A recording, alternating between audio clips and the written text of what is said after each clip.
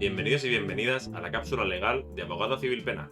Hoy vamos a hablar del derecho a la libertad de información. Entramos a la cápsula. El derecho a la información es aquel derecho constitucional que nos permite comunicar o recibir libremente información veraz a través de cualquier medio de difusión. El respeto de este derecho nos va a garantizar que pueda existir una opinión pública libre junto a un pluralismo político en una sociedad democrática. La única limitación legal que ha encontrado este derecho es el respeto al derecho al honor y a la intimidad personal y propia imagen. Para que podamos entender que una noticia está amparada por el derecho a la libertad de información, deberá cumplir los siguientes requisitos. En primer lugar, la información debe ser de interés público, y si la misma afecta a una persona determinada, deberemos asegurarnos que la misma tenga relevancia o proyección pública. Aquí van a influir factores como la profesión, la actividad política, la relevancia social del hecho o la conexión de la información con algún suceso de importancia. En segundo lugar, se nos exige siempre el requisito de la veracidad.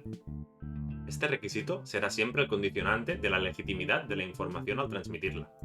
Por lo general, se exigirá a los profesionales de la información que exista una buena base fáctica y sólida en la que se sustente la noticia. Debemos tener presente que el requisito de la veracidad en la información también pasa por exigir la diligencia debida al informador cuanto a contrastar debidamente la certeza de la noticia que publica. Si no se cumplieran estos requisitos, se podría llegar a cometer una vulneración del derecho al honor y la intimidad personal. Cuando la información a publicar hace referencia a sucesos o hechos de relevancia penal o criminal, para evitar los choques y confrontaciones de derechos entre información y honor e intimidad, se suele aplicar la doctrina del reportaje neutral. Esta doctrina es aplicable cuando una noticia se basa en declaraciones que imputan ciertos hechos delictivos a una persona concreta, y por lo tanto se podría llegar a dañar el honor y la intimidad de la misma. Lo que nos dice esta doctrina es que el medio informativo debe actuar como mero informador. Por lo tanto, debe limitarse a narrar simplemente las declaraciones sin añadir ninguna valoración o alteración en las mismas. Si estas declaraciones imputan hechos lesivos hacia una persona determinada, pudiendo incluso vulnerar su honor o intimidad, deberá citarse o determinarse de alguna manera quién hace tales declaraciones. Con esto evitaremos la posibilidad remota de caer en la divulgación de meros rumores, hecho que no estaría amparado por el derecho a la información. Llegados a este punto, es importante no confundir este derecho a la información con el de la libertad de expresión, ya que este último, a diferencia del primero, sí que se basa en la emisión de juicios y valoraciones personales y totalmente subjetivas. Por lo tanto, el derecho a expresarse libremente no solamente se basa en la comunicación de unos hechos determinados, ni tampoco exige la veracidad intrínseca a una opinión personal, cosa que sí que es exigible en el derecho a la información, no teniendo cabida en el mismo las opiniones subjetivas o personales. Para poder garantizar que realmente existe y se ejerce el derecho a la información pública, es totalmente necesario garantizar el secreto profesional de los periodistas y de todos aquellos profesionales del mundo de la información. Esto incluye el derecho a no revelar las fuentes de la información, el derecho a poder utilizar y publicar bajo seudónimo o incluso en el anonimato.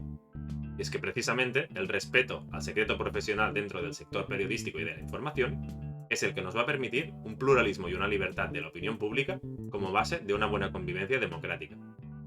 Debemos tener presente que el honor y la imagen de una persona pueden verse gravemente afectados si se le atribuyen conductas o hechos de máximo reproche social. Igual ocurre cuando se hace desmerecer la consideración ajena de un determinado ciudadano. En estos casos, para que prevalezca el derecho a la libertad de información en contraste con el derecho al honor y a la intimidad personal, será necesario analizar la diligencia periodística empleada en obtener una correspondencia entre verdad y realidad. Esto al fin y al cabo será lo que nos permitirá no defraudar el derecho de todos los ciudadanos a obtener una información veraz. El derecho a la libertad de información también encuentra su límite cuando se llegan a revelar aspectos íntimos de una persona que no guardan relación ni importancia con el hecho informativo en sí. Estas situaciones solamente van a tener la excepción de los conocidos casos de relevancia pública sobrevenida, que son aquellos básicamente relacionados con condenas judiciales de delitos penales que tienen una gran relevancia social. Es solamente en estos casos donde se permite a la prensa llegar a publicar el nombre de la persona condenada. Por último, debemos tener en cuenta que no tiene la misma relevancia ni importancia legal el hecho de desvelar la identidad del autor de un delito condenado ya penalmente con la de revelar la identidad personal de una víctima de un delito, ya que las víctimas de los delitos tienen una especial protección cuanto al derecho al honor y a la intimidad personal.